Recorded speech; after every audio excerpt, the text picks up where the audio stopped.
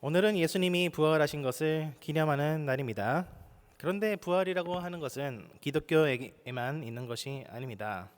여러분 마인크래프트를 해보셨나요? 마인크래프트 좋아하는 사람 손 들어보세요. 마인크래프트 싫어하는 사람 손 들어보세요. 싫어요? 네. 마인크래프트에서 이제 괴물한테 캐릭터가 죽으면은 어떻게 되나요? 리스폰 되죠. 여러분이 만약에 하드코어 모드를 하지 않는다면은 마인크래프트 모드는 이제 리스폰이 됩니다. 이처럼 세상에도 부활이라는 개념이 있고요. 또 요즘에는 부활이 시간 여행 혹은 타임 슬립과도 많이 연결되는 것 같죠. 어떤 일을 하다가도 잘 안 되면은 그냥 과거로 돌아가서 고치면 됩니다. 또 최근에 유행하는 주제가 이세계이죠. 이세계라고 하는 것은 일본어로 그 이세카이라는 그 다를 이자를 쓰고 있는데요. 현실과 다른 가상 세계에서 재밌게 살고자 하는 작품들이 홍수처럼 쏟아져 나오고 있습니다. 뭐 애플 비전 프로, 뭐 메타 뭐 그런 기계들도 많이 나오고 있죠. 이 세계 혹은 현실 너머의 세계에 대한 관심은 역사 이래 아주 오랫동안 사실 있어 왔습니다. 최근에만 일어나는 유행이 아닌 것이죠. 철학자 플라톤은 우리가 현실이라고 생각하는 세상이 사실은 가상 세계이며 진짜 세계는 순수 영혼들의 세계라고 생각했습니다. 그리고 현실에서는 영혼들이 육체라는 감옥에 갇혀서 여러 가지 욕망에 사로잡혀서 살기도 하며 육체의 욕망 때문에 진리를 올바로 깨닫지 못한다라고 그는 주장했습니다. 그리고 가장 행복한 인생은 플라톤에 따르면 육신의 욕망을 억누르고 영혼이 몸에서 탈출하는 것이다. 몸에서부터 해방되는 것이 진정한 자유다라고 그는 주장했습니다. 그렇게 얘기할 수 있었던 이유는 그는 영혼의 윤회, reincarnation에 대해서 믿었기 때문이죠. 즉 인간이 죽으면은 다른 사람으로 태어난다라고 생각했던 것입니다. 기독교가 그거를 주장한다는 말이 아니고요. 불교에서도 마찬가지로 윤회 사상을 믿습니다. 모든 생명에는 고통과 허무가 가득하다라고 그 결과적으로 얘기를 하게 되는데요. 세상에서 말하는 부활이라는 개념과 기독교에서 말하는 부활의 개념의 가장 큰 차이점은 바로 인간의 몸을 어떻게 바라보느냐에 달려 있다라고 할 수 있겠습니다.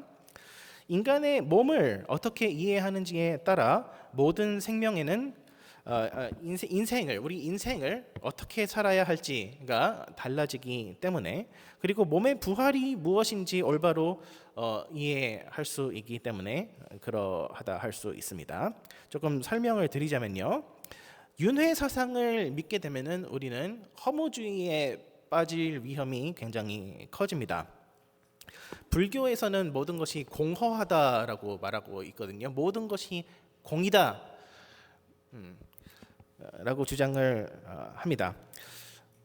사람이 태어나서 착한 일을 많이 하면은 죽고 나서 사람으로 다시 태어나고, 나쁜 일을 많이 하면은 강아지가 되거나 뭐 벌레가 되거나 그런 식으로 계속해서 다른 동물로서 살아가는다고 불교에서는 주장을 하는데요. 그런 식으로 영원히 다른 동물로 태어나기를 반복하게 된다면은 여러분은 굳이 열심히 살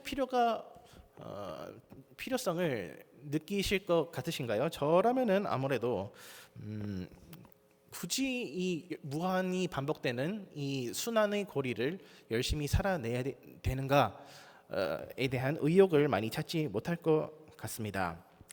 그래서 실제로 불교 역사상 속세를 떠나서 사는 것이, 그래서 절에 들어가서 사는 것이 가장 행복한 삶이다라고 얘기를 하기도 했죠. 마찬가지로 그리스 사람들은 인간의 육체에는 악한 욕망들이 가득 차 있다라고 보았는데요. 이들은 인간이 시지푸스의 저주에 걸렸다라고 생각했습니다. 이 시지푸스라는 사람은 신들의 저주를 받아서 어떤 벌을 받았냐 하면은요, 언덕 위로 바위를 항상 굴려야 하는 그런 벌을 받았습니다. 근데 바위를 언덕 위까지 기껏 올려놓으면은 그게 그 바위가 다시 굴러 떨어지고, 그러면은 시지푸스는 다시 내려가서 그 바위를 힘들게 또 올려야 하는 그러한 다람쥐 쳇바퀴의 삶을 살아가는 것이 바로 시지푸스의 저주인 것이죠. 요즘 타임슬립 영화에 대해서 제가 언급을 했는데, 요즘 타임슬립 영화들은 내가 이 일을 무한히 반복하면은 문제점들을 다 찾아내가지고 나의 인생 혹은 세계를 온전히 고쳐 잡을 수 있다. 굉장히 낙관적으로 생각하지만, 고대의 사람들은 이 무한한 반복, 무한한 타임슬립을 생각했을 때 인생은 허무하다라고 생각했던 것입니다. 또는 인생은 어차피 허무하니까 즐기면서 살아가자라고 생각했던 것입니다. 그런데 문제는 기독교인들도 그와 같이 생각할 수 있다는 것입니다. 오늘 본문에 등장하는 고린도 교인들 중에서는 몸이 부활하지 않는다라고 생각한 사람들이 있었습니다. 그들은 그리스의 사상의 영향을 받아 육체는 더럽고 영혼만이 순수하고 영원하다라고 생각했습니다. 그러나 이렇게 생각하면은 하나님이 누구이신지, 그리고 예수님이 누구이신지도 잘못 이해하게 됩니다. 우리의 몸 자체가 더럽고 추악하다라고 하는 말은 하나님께서 세상을 선하게 창조하시지 않았다라는 것을 뜻하지 않겠습니까? 그렇게 되면은 내가 나쁜 욕심을 가지게 되는 이유가 바로 하나님께 있다라고 그 책임을 회피하게 되는 것이지요.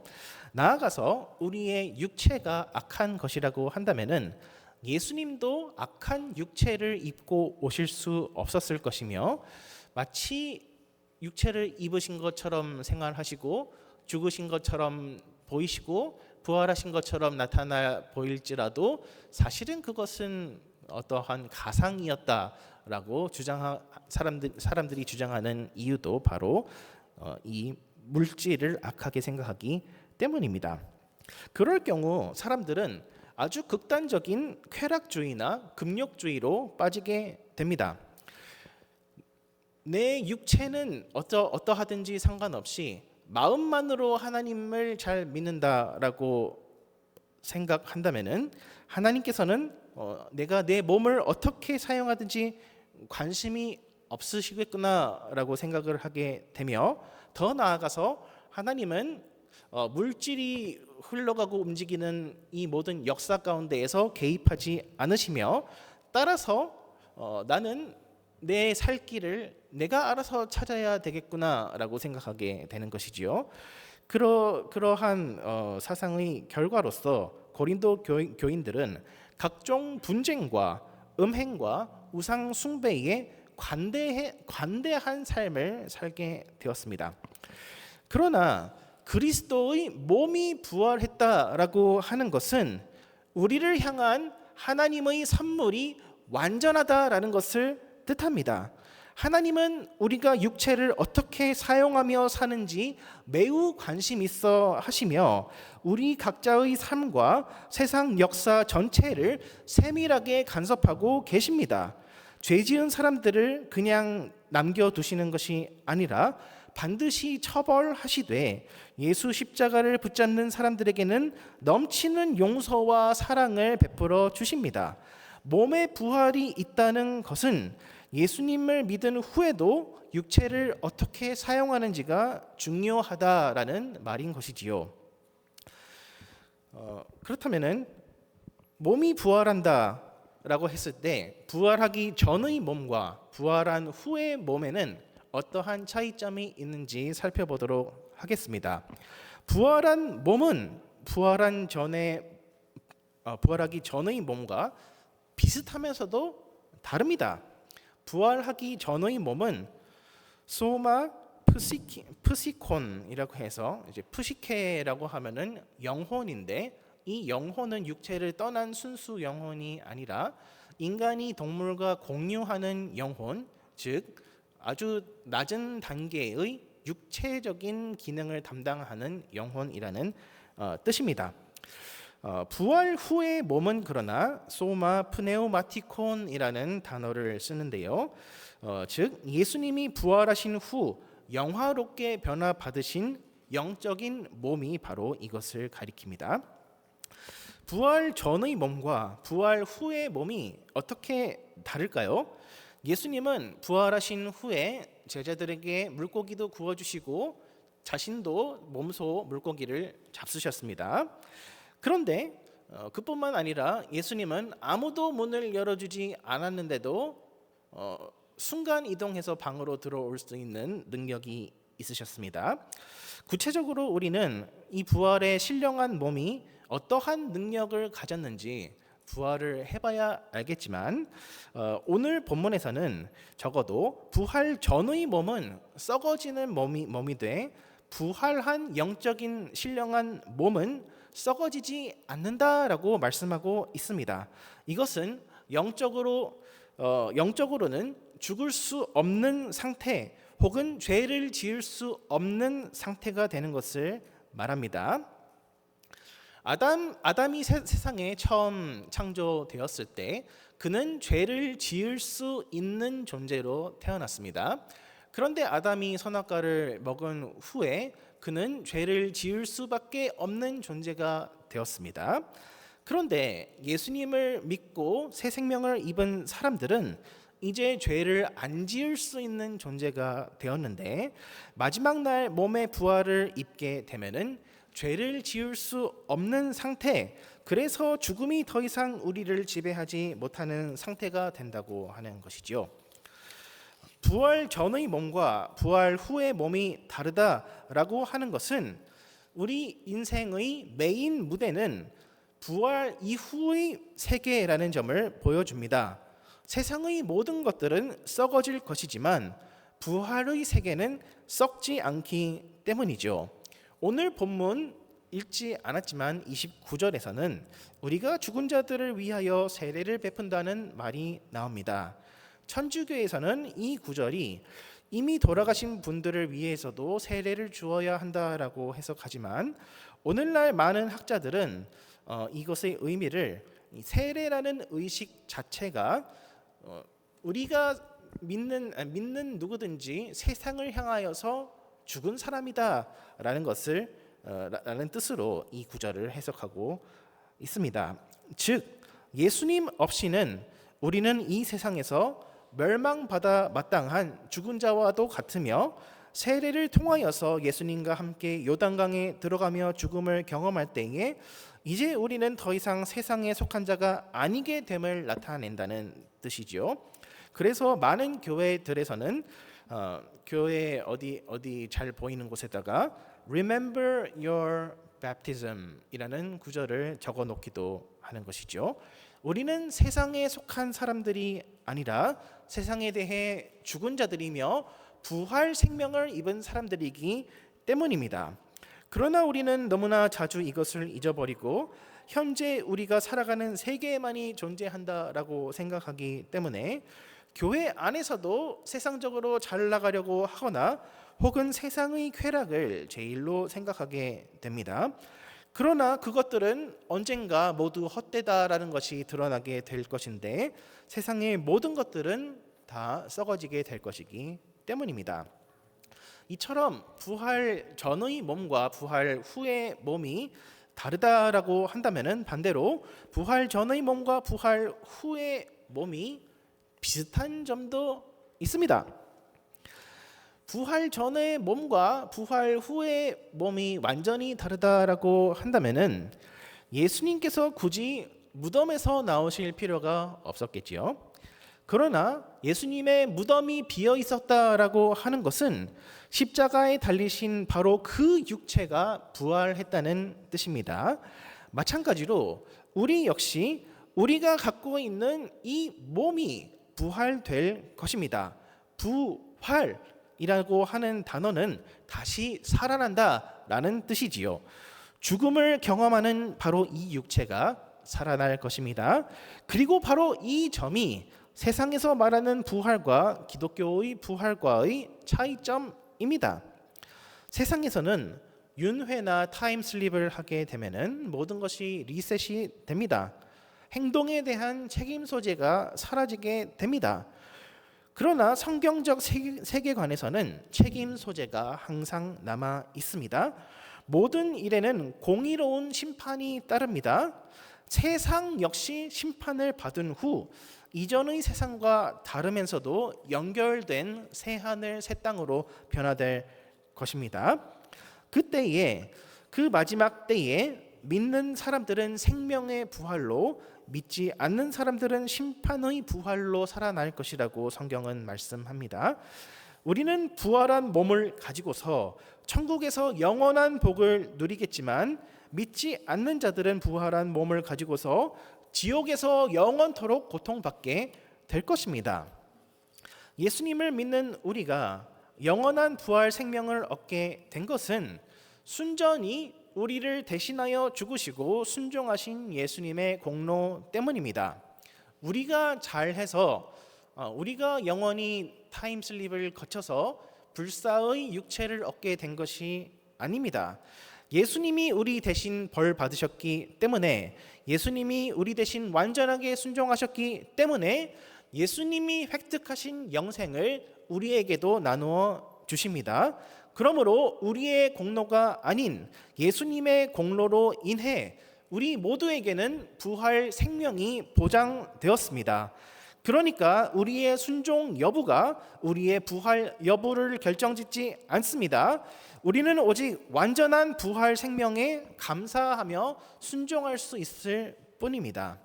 그런데 오늘 본문은 또한 우리가 썩을 것으로 심을 때에 영광스러운 것으로 거둔다라고도 말씀하고 있습니다.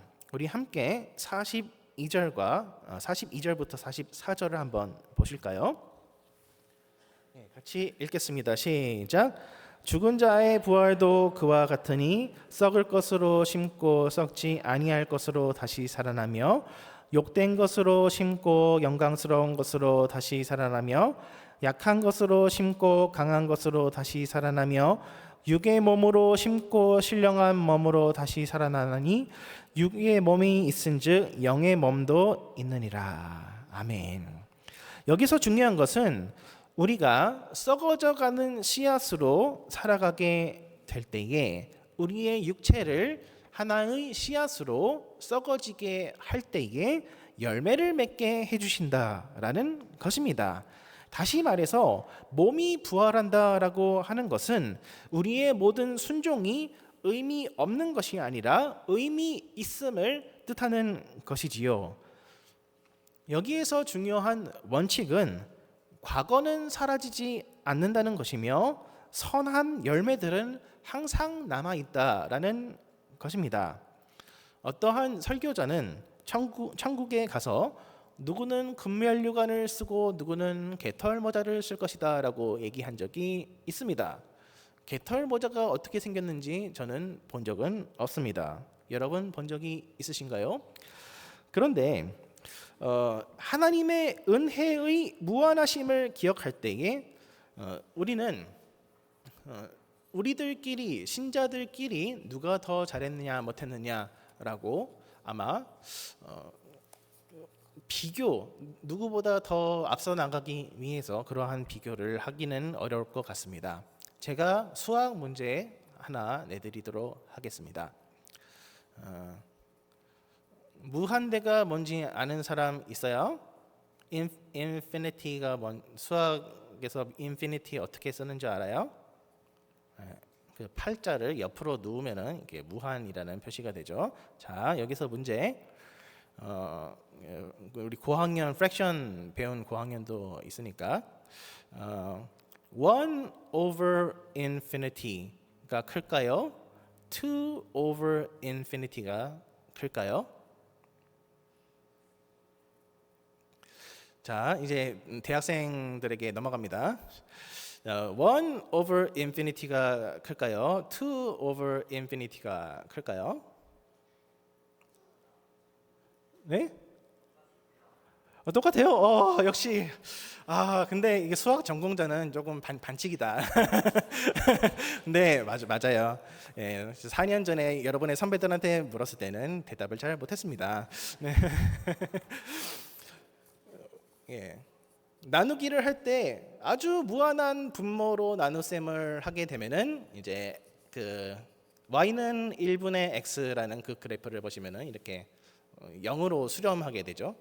반비례 그래프를 그리면서 0으로 수렴하기 때문에 그 무한으로 끝에 가면은 0이 되며 분자에 어떠한 수가 있든지는 상관이 없이 모두 다 0으로 수렴하게 됩니다.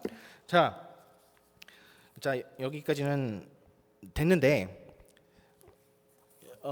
천국에 갔을 때 우리의 공로가 이러할 것이라는 것이죠.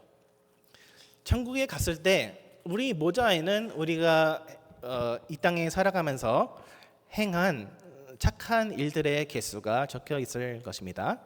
어떤 사람들은 한 365개, 어떤 사람들은 7060개 이렇게 써 있겠죠. 그런데 이것의 값이 무엇이냐라고 생각했을 때 예수님께서 우리에게 주신 은혜의 값은 무한대이기 때문에 그 누구도 서로를 향하여서는 내가 너보다 더 잘하지 않았느냐라고 할 수는 없겠지요. 그러나 여기서 중요한 점, 그렇지만 과거는 사라지지 않습니다. 과거는 보혈로 덮어질 수 있을 뿐입니다. 바울도 기독교인들을 죽였다라고 하는 사실이 영원히 사라지지 않습니다. 그러나 예수님의 보혈로서 바울이 변화받고 새 사람이 되었을 때 그 기독교인들을 박해했던 것마저도 하나님께서 아름답게 사용하시는 거죠. 보혈로 덮어지는 것입니다. 그렇다면요, 우리 모자에는 우리가 이 땅에서 행한 모든 일들이 박제되어 있을 것입니다. 물론 그것은 보혈로 덮어져 있기 때문에 하나님 앞에서 아름답게 보여질 것입니다. 그러나 천국에 들어갔을 때에 어떤 사람들은 365 나누기 무한대가 될 수도 있는 반면에 어떤 사람은 한 7천, 7만, 70만 나누기 무한대가 될 수도 있는 것이죠. 그러므로 우리가 이 땅에서 선행을 하는 것이 의미 없지 않다라고 하는 것입니다. 나아가서 우리는 선한 열매들이 항상 남는다라는 점에 주목해야 합니다. 이 땅에서 선한 열매들은 반드시 파장을 일으키기 때문이죠. 내가 하나님만으로 만족하며 복음만으로 만족하며 살아가는 삶을 살아갈 때에 또 내가 이 복음을 따라가는 삶을 다른 사람들에게 증거할 때에 그렇게 해서 다른 사람이 예수님을 믿고 복음을 따라서 자유를 누리는 삶을 살아가게 된다면은 그것은 천국에서 영원한 지각 변동이 일어난 사건입니다. 하나님께서도 한 명의 죄인이 주님께로 돌아올 때 크게 기뻐하신다라고 하셨죠. 그러므로 우리가 이 땅에서 하나님 나라를 위하여서 복음을 위하여서 드리는 모든 섬김은 의미 없지 않고 반드시 의미가 있습니다. 때로는 우리가 하는 일들이 의미 없지는 않을까 의심이 될 수도 있습니다. 여전히 한인교회에서는 주로 봉사하시는 분들이 20년 전에 봉사하시는 분들이 지금도 봉사의 주역이십니다. 청년 여러분 어떻게 생각하시나요? 20년 전에 40대에 부엌 봉사를 하며 교회 테이블을 나르시던 집사님들이 지금도 동일한 일들을 하고 계십니다. 근데 청년들도 마찬가지로 힘들죠. 왜 이렇게 환율이 이상하고 왜 이렇게 물가가 이상해가지고 정말로 휴학생들이 역대급으로 많게 되는 이러한 전반적인 일들, 그리고 나아가서 그러면은 리더층이 나이가 낮아지게 되면은 그러면은 남아 있는 사람들이 더욱더 고생을 해야 되는 이러한 일들은 언제쯤 끝날 수 있을까라고 우리는 생각해 볼 수 있을 것입니다. 그러나 우리의 모든 봉사의 목표는 우리가 편하려고 하는 것이 아닙니다. 심지어 교회의 어떠한 미래와 생존을 보장받기 위해서 하는 것도 아닙니다. 그런 것들은 다 지나가는 것이며 영원한 것은 오로지 하나님 나라와 그분의 말씀을 위하여, 영혼을 위하여서 한 것만이 남아있게 되기 때문입니다. 바울은 이 모든 일들이 결코 의미 없지 않다라고 하고 있지요. 나아가서 어떠한 우리가 행하는 일들이 어떠한 것을 적극적으로 행하는 것뿐만이 아니라 그저 고통하고 인내하는 것만이라고 하더라도 하나님께서는 그것을 의미 없다 하시지 않는다는 점을 주목해 볼 수 있을 것입니다. 육체가 썩어져서 하나의 씨앗으로 죽어질 때에 그것이 부활 생명으로 아름답게 변화한다라고 하기 때문이죠. 썩어진다라고 하는 것은 아무것도 하지 않는다라는 것을 의미하며 아무것도 하지 않는 가운데서 우리의 몸과 마음이 그야말로 썩어 문드러지는 고통을 당하고 있음을 뜻합니다. 여러분은 어떠한 고난과 시련을 지나고 있습니까? 기억하시기 바라는 것은 하나님께서 다 바라보고 계시다는 것입니다.